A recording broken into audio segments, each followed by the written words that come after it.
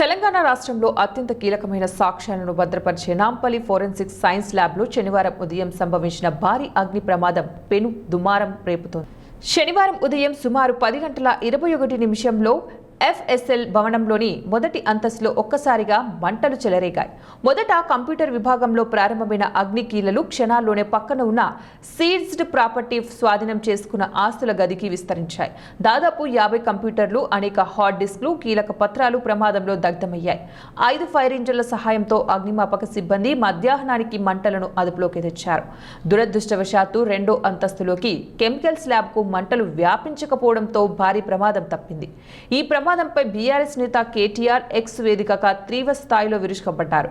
ఇది కేవలం ప్రమాదం కాదని, సాక్ష్యాలను తుడిచిపెట్టేందుకే కాంగ్రెస్ ప్రభుత్వం పన్నిన కుట్ర అని ఆయన ఆరోపించారు. ముఖ్యమంత్రి రేవంత్ రెడ్డి గారు ఈ అగ్ని ప్రమాదం వెనుక ఉన్న అసలు రహస్యమేంటి? ఓటుకు నోటు కేసు ఆడియో ఫైళ్లను మాయం చేయడానికే ఈ మంటలు పుట్టించారా, లేక ఫోన్ ట్యాపింగ్ కేసులో ప్రభుత్వం సృష్టించిన తప్పుడు సాక్ష్యాలు ఎక్కడ దొరికిపోతాయన్న భయంతో ఈ పని చేశారా అని కేటీఆర్ నిలదీశారు.